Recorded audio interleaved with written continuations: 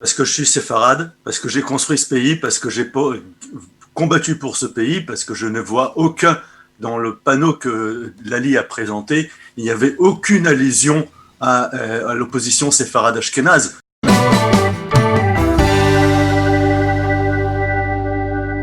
Nous avons le plaisir d'être ensemble avec deux intervenants ce matin pour un débat, on va dire un débat de fond, sur la nature des manifestations auxquelles on assiste depuis plusieurs semaines, des manifestations qui augmente, on peut dire, et dont le volume, on va dire, de protestation augmente également. Nous sommes en ligne, en Zoom, j'espère que les deux m'entendent, avec le docteur Éric Setton. Docteur Éric Setton, bonjour, Boker Tov. Bonjour, bon Daniel, bonjour. Merci d'être avec nous. Et nous sommes également avec Lali Deré, notre ami Lali Deré, qui est en voiture, que l'on voit ici en voiture. Et Lali, bonjour, Boker Tov.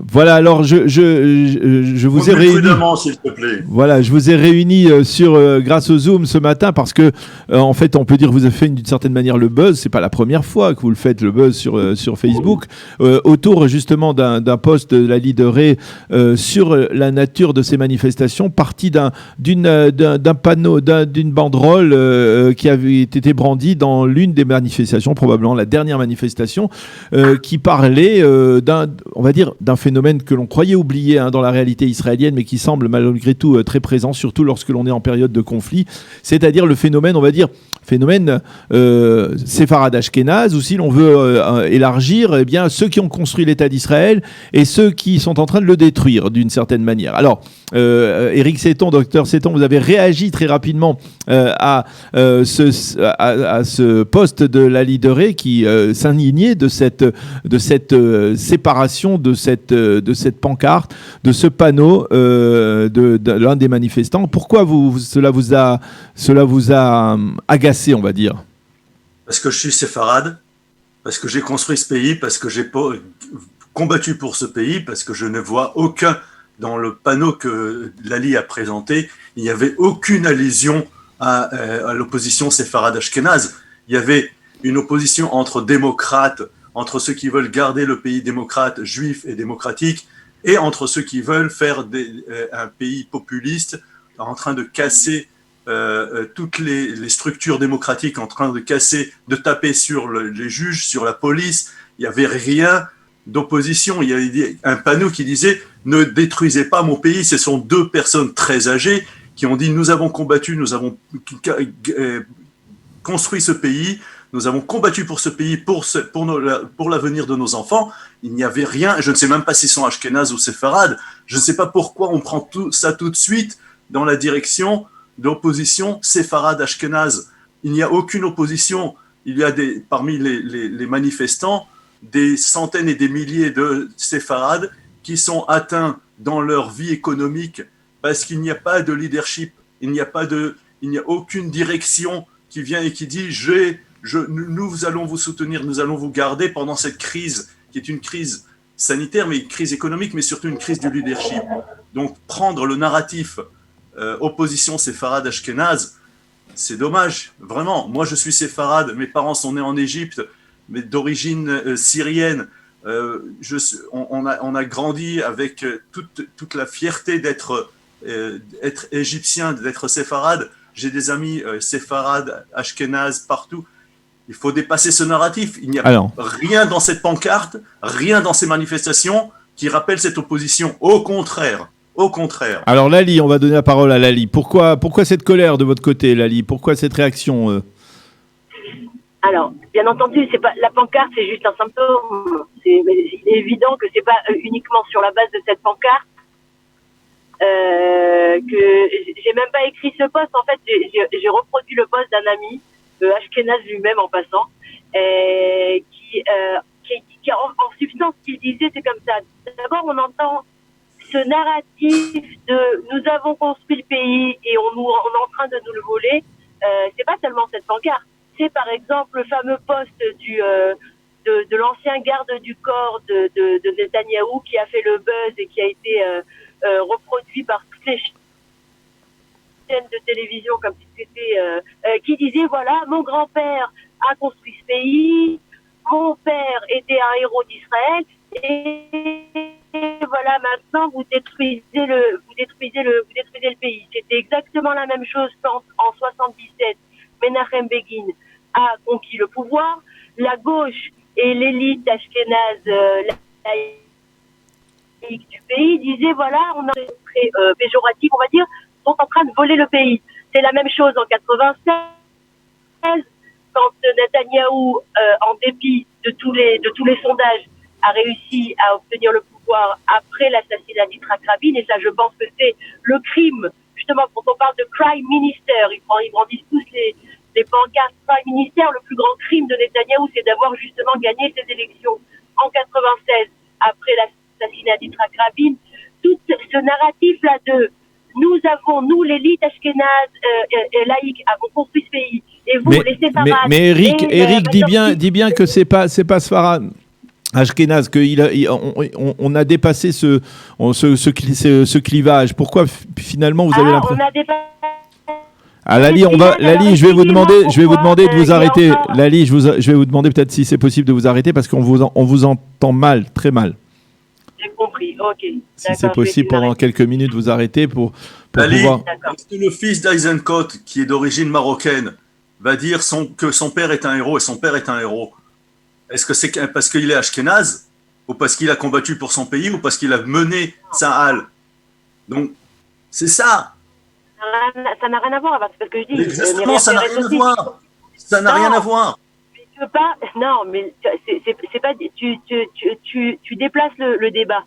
Non, mais Adam Bren, il a parlé de son père et de son grand-père, il n'a pas parlé d'Ashkenaz ou Séfarade, il a dit « mes parents ont combattu pour ce pays », comme d'autres ont dit, comme le fils d'Eisenkot peut le dire, ou le fils de Khaloutz peut le dire. Il faut dépasser cette mentalité. On reproche aux Palestiniens de vivre dans une mentalité déprimée. Alors, on dépassera cette mentalité. Non, on dépassera cette mentalité quand on aura dans les livres d'histoire, par exemple, consacrées à Ashkenaz et celles des Chaloutim séfarades. On dépassera l'histoire lorsqu'on est... Lali, c'est difficile de dialoguer avec vous parce qu'on ne vous entend pas bien. Le fait que le livre... Je suis en plein dans une route, on va dire, israélo-palestinienne, c'est un peu compliqué de s'arrêter ici. Je vais essayer. Je disais qu'il y a énormément une grande partie de l'histoire de l'État d'Israël qui a été complètement occultée. L'histoire de l'apport du monde séfarade à l'histoire, à la construction du pays a été complètement occultée. Non, mais ça, tu déplaces maintenant le débat sur l'histoire et l'enseignement et la culture et l'éducation. D'accord? Mais ce n'est pas le débat. Pour l'instant, on débattait des manifestations. Et les manifestations n'ont aucun rapport avec la fédération ashkénaze séfarade. Les manifestations rassemblent des ashkénazes et des séfarades qui sont atteints dans leur vie économique. Ils n'ont rien. Alors justement, on va peut-être, puisque je suis un petit peu le modérateur ici dans ce débat, peut-être justement se recentrer sur ce que vient de dire Eric, parce que c'est quand même probablement le plus important, parce qu'il y a des manifestations et on a le sentiment, beaucoup de gens ont le sentiment, alors on va dire peut-être c'est pas tout le monde, mais beaucoup de gens ont le sentiment que ces manifestations sont avant tout des manifestations de récupération d'une partie, on va dire de la gauche israélienne ou même de l'extrême gauche israélienne qui en profite pour se focaliser sur la personnalité de Netanyahou. Crime Minister, c'est omniprésent dans ces manifestations, mais les slogans sont dirigés contre Binyamin Netanyahou, pas parce que il a peut-être mal géré la crise du coronavirus, mais parce que, il est soupçonné par la justice. C'est-à-dire, c'est un remake de toutes les manifestations. Les organisations qui sont présentes dans ces manifestations, ce sont les drapeaux noirs qui ont manifesté à l'époque contre Mendelblit devant sa résidence. Il y a toutes sortes de mouvements, on va dire. Tout le monde n'est bien entendu pas anarchiste, il ne s'agit pas de jeter l'anathème sur l'ensemble de ces manifestants, mais il y a d'un côté, on va dire, certains Israéliens qui sont effectivement touchés par la crise et qui peuvent être peut-être embarrassés de se retrouver avec des gens qui ont un comportement même dans leurs manifestations. On a vu des femmes seins nus, on a vu des gens se déshabiller, on a vu des gens se maquiller, on a vu des gens. C'est-à-dire, ça pose un problème. Même ça remet en cause la légitimité de la protestation populaire actuelle. Daniel, j'ai participé à des manifestations avant les élections. Là, je soutiens le gouvernement de coalition parce que je suis Tzir Mifleget Avoda et j'ai soutenu la participation de Mifleget Avoda à la coalition. Je ne vais pas aux manifestations parce que je crois qu'il faut changer de gouvernement. Je crois qu'il faut comprendre. Il y a une crise de leadership. La majeure partie des gens qui vont à la manifestation, ok, et tu connais sûrement, bien sûr, des manifestations, il y a toujours la majeure partie des gens, et il y a des franges qui sont toujours très attirantes pour les journalistes, et qui sont beaucoup plus attirantes de photographier des gens qui se déshabillent, plutôt que des gens calmes qui manifestent dans la dignité. Donc, la majeure partie des gens qui vont manifester, pour l'instant, manifestent leur colère, parce qu'il y a un manque de leadership. Il n'y a pas un leadership. Il n'y a pas quelqu'un qui est venu et qui leur a dit « Écoutez, nous sommes là pour les 6 mois à venir. Nous vous gardons, nous vous garantissons votre vie économique. Nous vous garantissons que vous ne souffrirez pas dans votre emploi et nous allons vous supporter pendant les 6 mois à venir parce qu'il y a une crise dure. Et pour cela, lorsqu'on fait mais les slogans de ces manifestants, en tout cas les slogans dominants de ces manifestants, ce ne sont pas des slogans qui sont dirigés vers la problématique, vers la crise provoquée par le coronavirus, mais vers la personnalité de Netanyahou. C'est-à-dire que quoi qu'il fasse, on a le sentiment que quoi qu'il fasse, Netanyahou, eh bien, on lui jettera le pauvre parce qu'il a fait, comme l'a dit Lali tout à l'heure, eh bien, il a le péché originel d'avoir succédé à Yitzhak Rabin, alors qu'il a Yarashta, Aratzarta Begam Yarashta, comme on le disait à l'époque. C'est-à-dire, le péché originel, ce sont les 10 ans et plus perdus au point de vue économique avec l'écart énorme qui se creuse entre les très riches et les très pauvres. Et vous connaissez la situation au niveau du système médical. Nous crions la pauvreté du système médical, et ça, c'est le péché. C'est le péché originel. C'est une politique libérale, une politique économique libérale qui atteint les plus pauvres, qui atteint les services sociaux, les services médicaux, et qui, en définitive, montre que lorsqu'il y a une crise énorme, une crise catastrophique comme la crise du corona, il n'y a pas de reshet bitachon, il n'y a pas de filet de sauvetage qui permet à ces gens de survivre. Il n'y a pas. Et donc, il faut brandir des pancartes Crime Minister. Donc, il faut brandir des pancartes en disant oui, vous êtes là pendant plus de 10 ans. Vous êtes un criminel. Vous avez fait des Crime Minister, c'est une pancarte. Il y a plusieurs autres pancartes. Il faut regarder toutes les pancartes. J'étais dans une autre manifestation où quelqu'un de droite est venu faire une provocation. Et alors, c'est pas ça qui est l'important. L'important, c'est de savoir qu'il y a une crise de leadership, que pour l'instant, Netanyahou doit céder la place à quelqu'un qui peut mener tout le monde et qui, à mon avis, est en poste maintenant. Et c'est Gantz, et c'est lui qui doit mener Dans votre post samedi soir, vous disiez, Lali et Eric, vous disiez, Eric, que vous ne compreniez pas comment des gens qui sont touchés, des gens de la périphérie qui sont touchés par la crise économique actuelle, eh bien, continuent à, malgré tout, soutenir Binyamin Netanyahou. Lali, vous avez une réponse à cette question ? Oui, tout simplement parce que s'il y a quelqu'un qui les a sortis justement de la crise économique, s'il y a certains qui a permis l'émergence de toute une frange socio-économique de la moyenne dans la moyenne de Mahamad Benaïm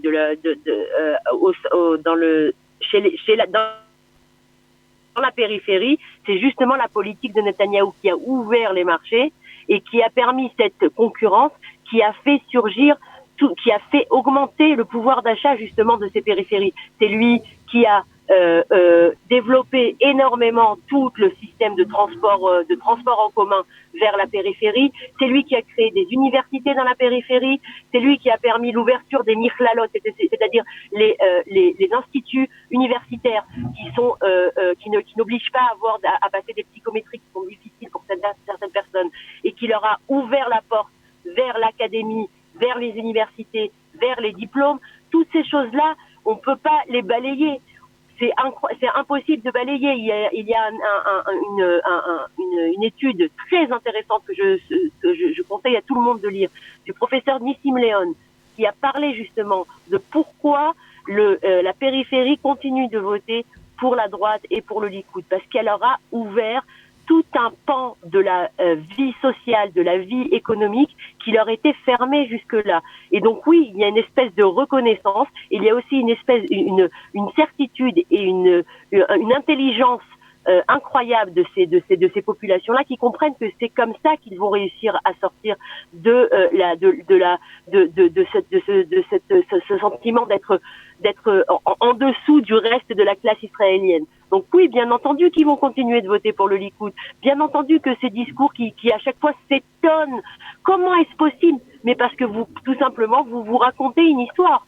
Vous racontez une histoire que la périphérie est en train de dépérir, alors que la périphérie est en train de fleurir sous la droite. Et donc, bien entendu, ils vont continuer à voter pour la droite, tout simplement. La périphérie ne fleurit pas. Ok, j'ai des amis mon ami Salman Zarka, directeur de l'hôpital de Ziv de Tzfat, il me dit, il y a quelques mois, me disait, j'ai fêté le deuxième autobus depuis Katsérine jusqu'à l'hôpital.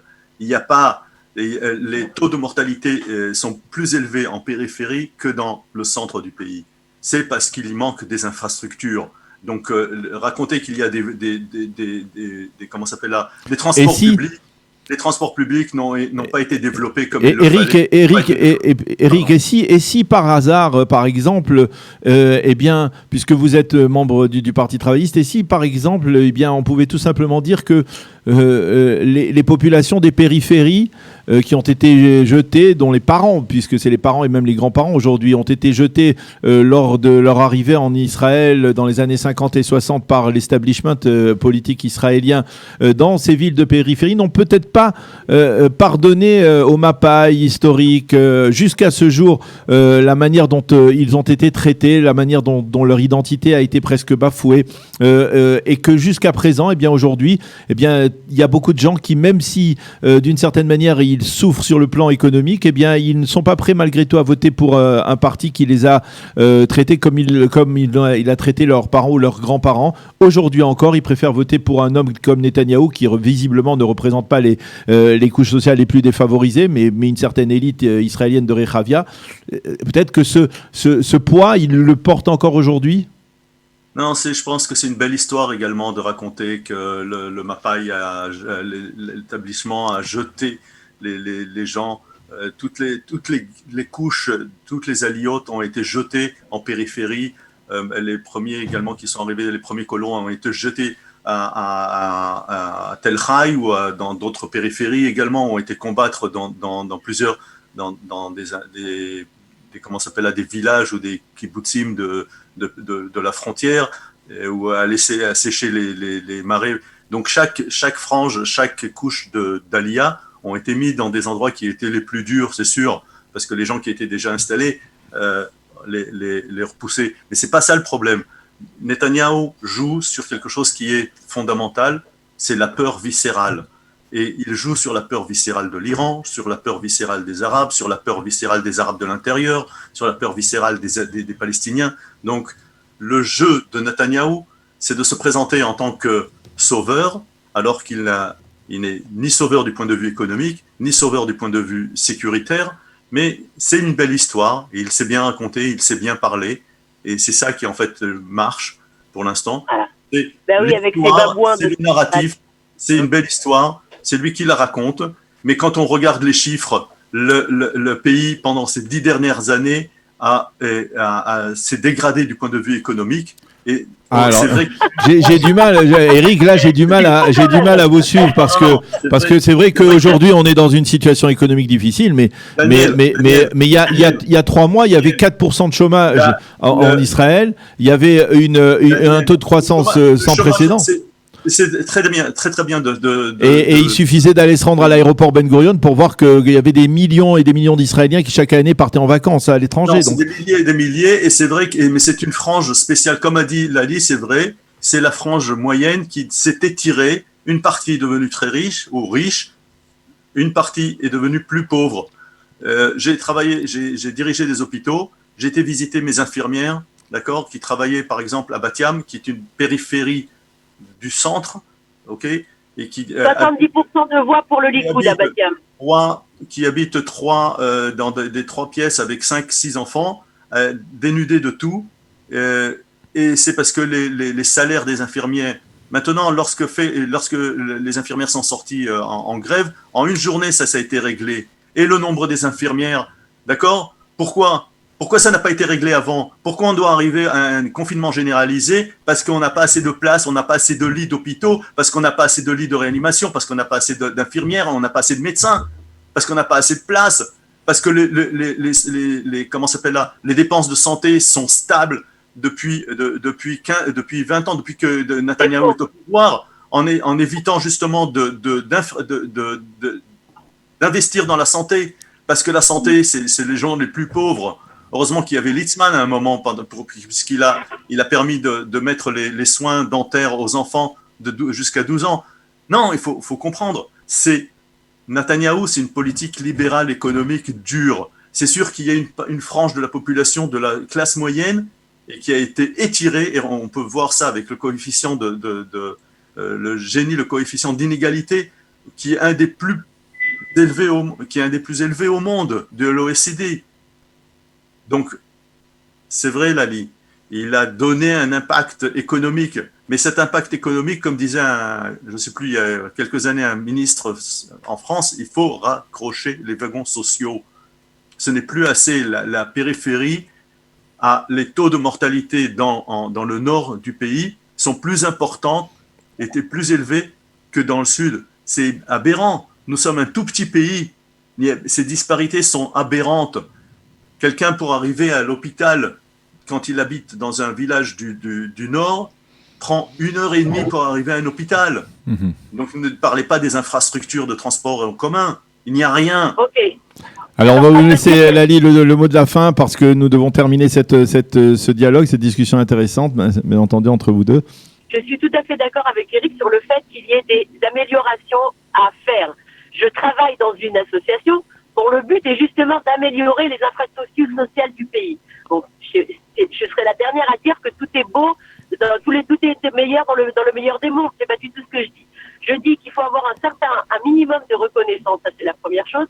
Deuxièmement, un minimum reconnaissance de l'histoire de notre pays, qui a fait énormément d'erreurs avec les séfarades, et dire qu'on les a pas jetés, qu'on n'a pas jeté après la création de l'État d'Israël. Les séfarades dans des baraquements, c'est un peu faire une réécriture de l'histoire, parce que c'est exactement ce qui s'est passé.